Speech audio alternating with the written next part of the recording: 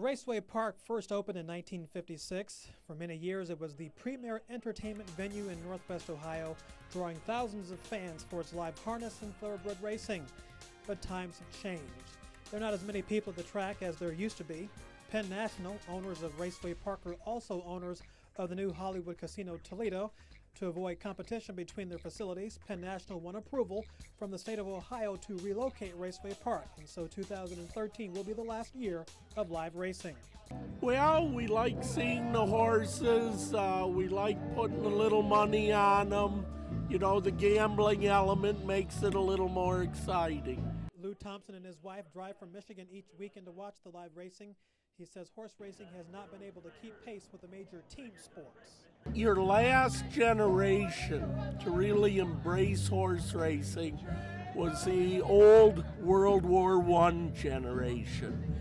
And once they passed, the television generation came in, and the emphasis was on baseball, basketball, staying home, not actually going out to see a sporting event. For the last 16 years, longtime Toledo radio disc jockey Ron Zopczak has been the racetrack announcer. They're off. Tin Roof from the inside gets the first call. Sexy Susie. So the first year I was awful. I mean, I'll be the first to tell you, Hubert, that I was just as awful gets. And but the horsemen put up with me, and the people here at Raceway in Toledo put up with me. And through the past 15, 16 years, I guess I've gotten okay. And is there a name that sticks out over all these years? A weird, funky name of a horse that sort of stands out? Smoking Doobies. I don't know how that name ever got by the USTA, but it did. The issue of the track's impending closure is tough on everyone. Yeah, it's too bad that it is the end of the line.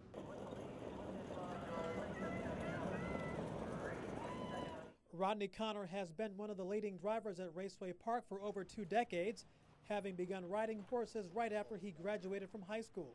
I asked him about one of his best memories. Best highlight, we purchased a horse out of Delaware sale for $3,000 and turned out to be a really nice horse, made over $100,000 with him. Ron also remembers the highs and the lows. You know, like I said, I've seen so many great miles, and I've seen so many fantastic races, and I've seen so many guys do heroic things out there. And gosh, I've even seen a guy in the middle of a race die, and that's the sad part. Ron says a lot of good people will be hurt by Raceway Park going out of business. Where we used to race 165 days here, we now race 43 or 44. But you know, I don't know all the answers. I certainly don't, and I don't claim to. All I do know is that there's going to be a lot of people that are really hurting because of this. As they swing through the turn, it's as if Sampler Honey Badger can see them all from the back as they charge Jordan past the opening quarter. They're there in 28 2/5. But he wouldn't trade the last 16 years of calling races for anything. You know, I think the biggest compliment I've ever gotten in this business was when a man was walking downstairs one time being assisted.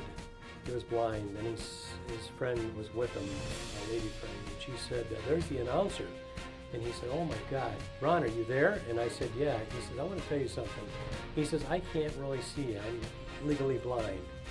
But you paint a picture of every race every time you call the race. And every time I call a race, I try and think, you know, I'm painting a picture for somebody out there."